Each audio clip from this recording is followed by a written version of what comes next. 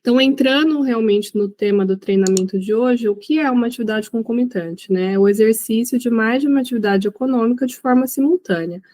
É muito comum professores, profissionais da área da saúde também, professores trabalharem em mais de uma escola. Então, eu trabalho na escola A e na escola B e contribuo tanto na escola A quanto na escola B. Como que fica quando eu for me aposentar? No mesmo período, tem mais de uma contribuição. Não dá para ter duas aposentadorias, então o que acontece com essas duas contribuições? É o que a gente vai ver hoje. Dentista, a mesma coisa. Trabalho em vários consultórios, enfermeiros trabalharem em mais de um hospital, médicos. Então, é bem interessante, tem um campo muito grande para atuação, por isso que é tão interessante conhecer bem a revisão das atividades concomitantes.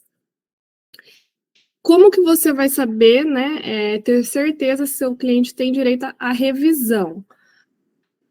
Bom, além dele, provavelmente, na entrevista, conversar com você e falar, durante minha vida eu trabalhei em 2 lugares ao mesmo tempo, ou, né, determinadas áreas de atuação já pisca um alerta ali, né, é dentista, é professor. Então, a gente já fica atento para isso. Para ter certeza, quando o seu cliente chegar ao seu escritório para revisar a aposentadoria, na carta de concessão, lá ao final, vai ter descrita atividade secundária. Então, assim como está mostrando aqui na tela, né, numa carta de concessão normal, você vai ter lá todos os períodos e as contribuições. E quando tiver a atividade secundária, no final da carta de concessão, deixa eu ver, eu posso até abrir uma aqui depois, deixa eu ver se eu tenho. Eu tenho. Daqui a pouco eu mostro para vocês uma carta real, que lá no final fica essa atividade secundária. Então, daí você já consegue simular o cálculo para ver se é vantajoso ou não para o seu cliente essa revisão. Então, antes da Lei 13.846 de 2019, o cálculo do salário das contribuições das atividades concomitantes era feita de forma prejudicial ao segurado, né? As atividades eram divididas em primária e secundária. A primária era com um maior tempo de contribuição, com rendimentos integrais no cálculo. Já na secundária, era aplicado um percentual que diminuía, né, o valor referente a essa atividade secundária. Por isso era tão prejudicial, né? Enquanto uma pessoa que trabalha em um lugar só e recebe, por exemplo, R$4.000, tem a contribuição sobre esses R$4.000, uma pessoa que trabalha em 2 lugares diferentes, recebe 2 em cada um, tinha um valor diferente, né? Ela, assim, pior, né? Trabalhava em mais de um lugar, às vezes tinha que se deslocar, e na hora da contribuição tinha um desconto. Então, era realmente muito prejudicial, antes da lei. Depois da lei, os salários começaram a ser somados. Então, como é feito hoje o cálculo da aposentadoria? Se você for simular no CJ, tem até essa opção lá no campo dos salários, que quando há atividade em mais de um lugar, as contribuições são somadas. Então, isso é extremamente benéfico, né, para o segurado. Só que surge a indignação, né? Tudo bem, depois da lei começa a somar. Mas e quem já tinha se aposentado antes da lei, que teve essa aplicação desse desconto na atividade secundária? Como é que fica? E aí é que surge essa tese, né? Então, o STJ aprovou o tema 1070 e as atividades concomitantes serão somadas para chegar ao período de contribuição total da competência, assim como é feito hoje.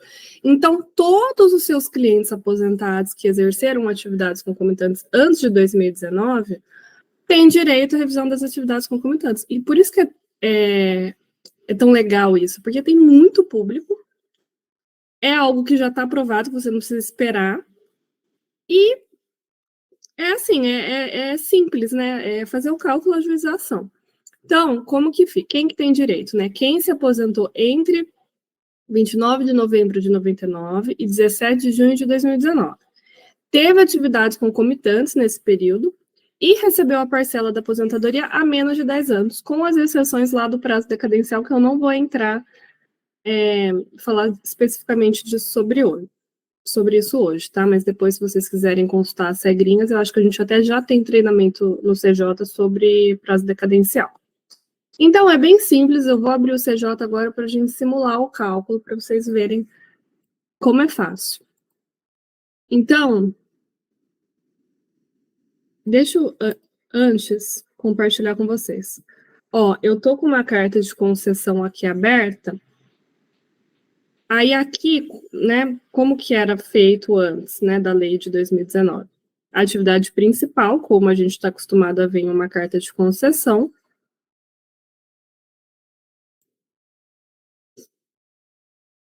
E aí aparece a atividade secundária.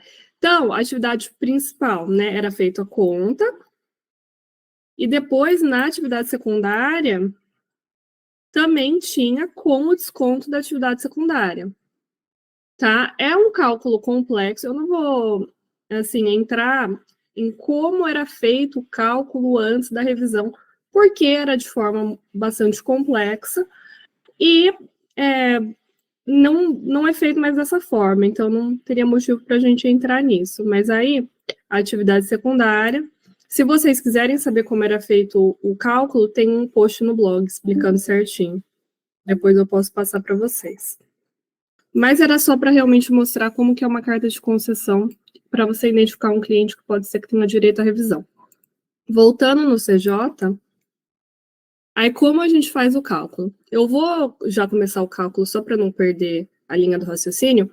Depois eu mostro para vocês certinho todo o CJ, onde que vocês encontram o suporte, os cursos de treinamentos, modelo de petição. Mas vamos entrar no cálculo. Então eu vou cadastrar um novo contato aqui. Para quem é a primeira vez está usando o CJ, né? Para começar um cálculo, você pode tanto primeiro cadastrar o cliente, quanto ir direto em cálculo, e o CJ vai te direcionar para você criar. Então, eu vou botar aqui, novo contato. Aqui eu vou colocar, né? Colocar a data de hoje.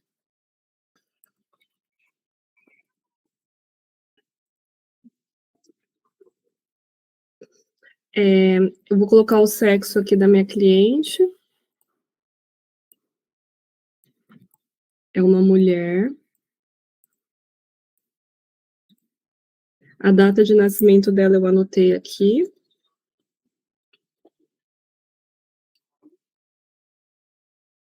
Novo cálculo. Aqui nessa parte do CJ, você pode tanto colocar anotações, né, para o cliente, por exemplo, reunião com o cliente, e salvar as anotações.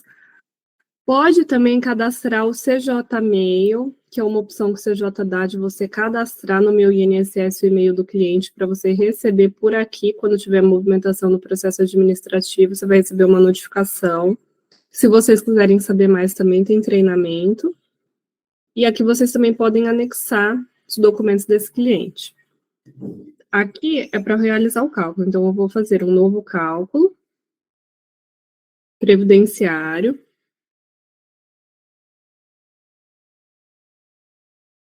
Eu vou realizar primeiro para ver se essa cliente... não, tá certinho. Revisão de benefício previdenciário. A data de início da DIB. Então, eu vou colocar a DIB aqui da carta de concessão 7/6/2018.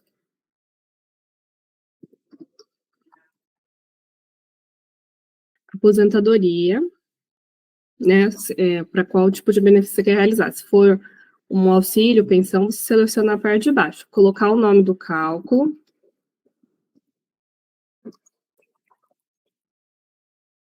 Colocar para qual regime de previdência você quer calcular. Essa tese é do regime geral, então eu já vou deixar regime geral. Você pode escolher para calcular benefícios para, né? Qual é a modalidade. No nosso caso aqui, é uma aposentadoria por tempo de contribuição. E aí a gente já vai gerar o cálculo, não é o caso dessas outras opções.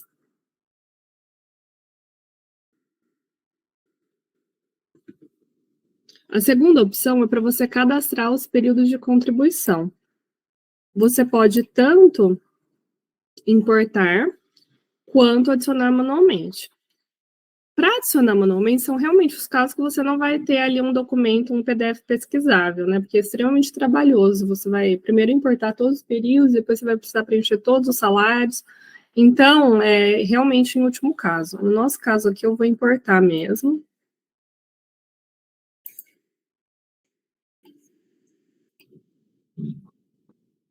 Aí é que tá. A gente vai importar os períodos e os salários junto. A origem das contribuições é de um CNIS em PDF que eu retirei do meu INSS. Eu já importei aqui. Aí, só, né, o que a gente tinha comentado. O que fazer? Deixa eu até aumentar a tela aqui. O que fazer se houver múltiplas contribuições em um mesmo mês? Aqui, pós aquela lei de 2019, e para a revisão das atividades concomitantes, você vai somar todos os salários lidos. Então, você pode deixar sempre pré-assinalada essa opção, a não ser que você queira simular um outro cenário, tá? Tem a opção de você remover do RPPS, se for o caso. E se você já tiver importado uma vez o CNIS, estiver importando pela segunda vez, você precisa ficar atento a essa última aba, que é o que você quer fazer com o salário já preenchido. Como a gente não tem salário nenhum preenchido ainda, a gente pode deixar em descartar e importar.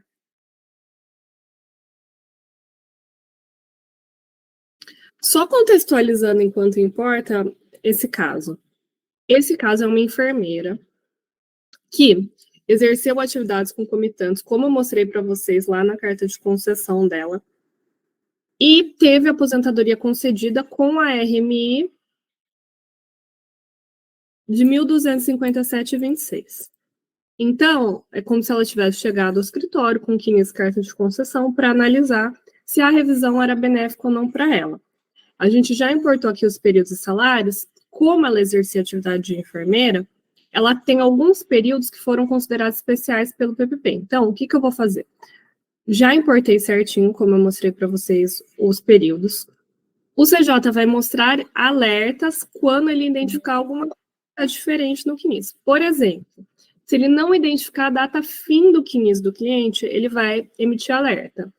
É muito comum isso acontecer, né? A empresa não encerrar o vínculo, fica aberto lá pelo CNIS. O que o CJ faz? Ele preenche a data com a última competência contribuída. Então, por exemplo, o vínculo começou em 1º de janeiro de 1980.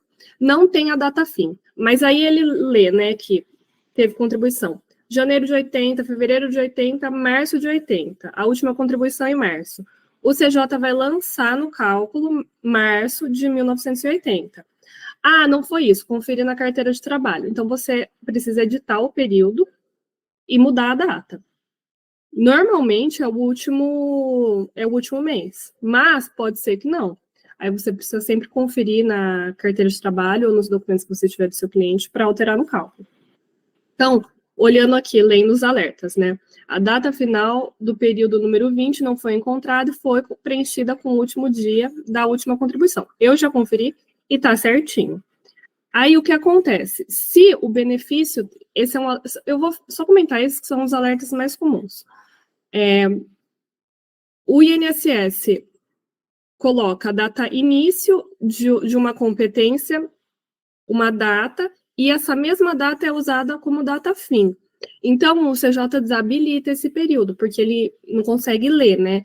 Se começou em um dia e terminou em um dia, muito provavelmente foi um erro do INSS. E o INSS mesmo colocou dessa forma para não ser considerado. Então, se também tiver alguma que editar, é manualmente. Então, isso aconteceu aqui, ó, período número 21. Se a gente for até o período número 21, vocês podem ver, é clarinho, mas começou dia 7/6 de 2018 e terminou nessa mesma data, então ele está desabilitado. E também, quando é um benefício indeferido, ele não entra no cálculo. Mas como eu tinha comentado com vocês, essa cliente enfermeira e teve alguns períodos concedidos como especial no PPP. Vamos dar uma olhadinha, do 9 ao 14.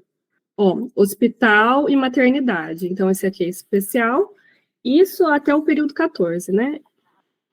É especial, especial, especial, especial, especial. Tá? Todos ela estava trabalhando em um hospital. Ah, de onde você tirou essa informação? Isso aqui é realmente, eu já sei que foi concedido dessa forma. Aí você precisaria analisar o caso do seu cliente, processo administrativo, para verificar se tem algum período especial que precisa alterar aqui no CJ. Eu vou salvar. Tá, pronto, agora tá certinho. Deixa eu só confirmar.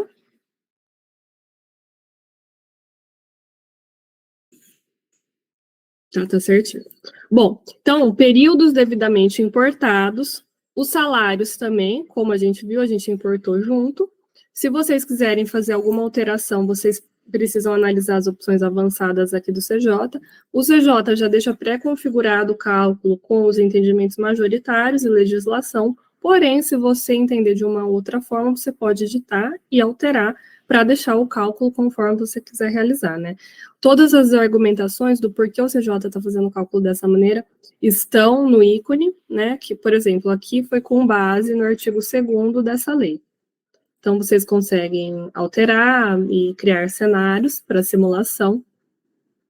E depois, a gente tem a aba do benefício recebido. Como é uma revisão, já teve benefício recebido, né? É justamente isso que a gente quer ver, a diferença. Então, a gente vai em benefício recebido, adiciona o benefício recebido pelo cliente.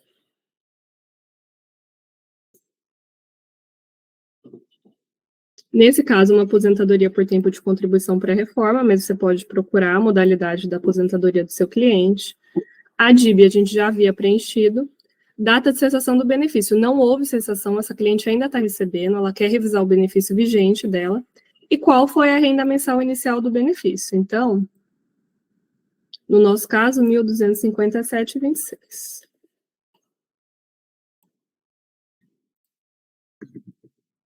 Vou salvar.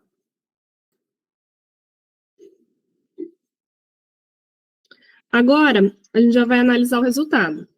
A gente pode analisar o resultado por data, por espécie de benefício ou por análise de requisitos.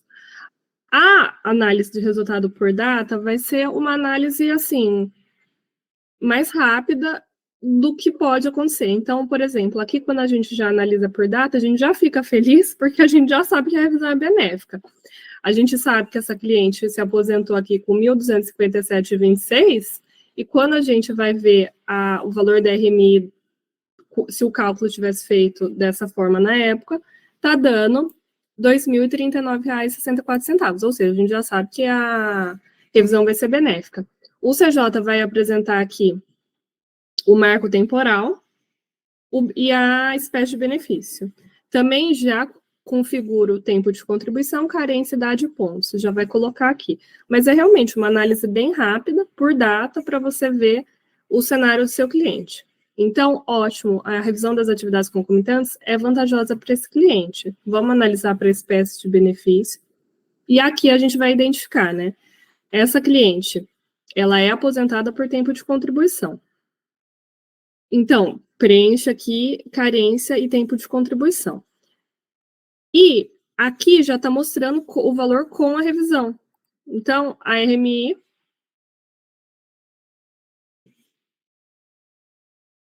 Deixa eu só ver um negocinho. Vou voltar aqui só porque eu não decorei.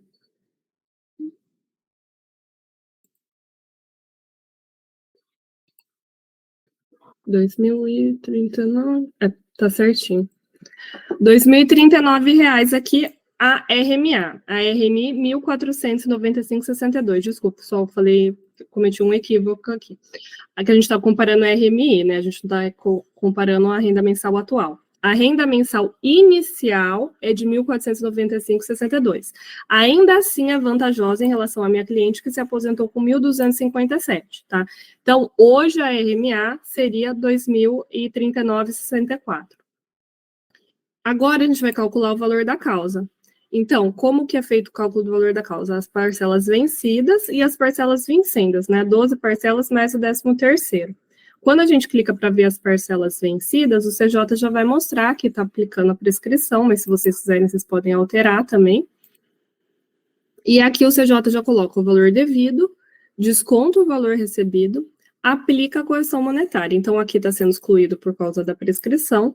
Começa a aplicar aqui em fevereiro de 2019 o valor devido, o valor que foi recebido a correção monetária e a diferença.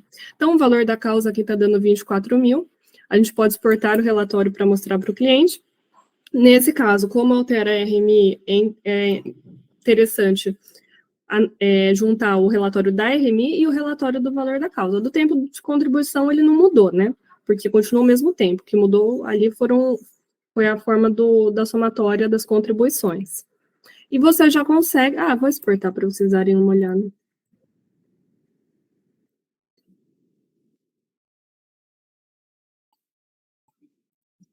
Aí vocês já conseguem apresentar o relatório, né? Então, vai ver os dados do cliente, o resultado, como foi realizado o cálculo da RMI e todos os salários de contribuição considerados no cálculo. A mesma coisa aqui no relatório do valor da causa. Dados do cliente, resultado, dados do cálculo e as opções aqui que foram feitas no cálculo. Com o relatório também das parcelas vencidas para demonstrar. Pessoal, é isso. É bem simples, é um cálculo de revisão.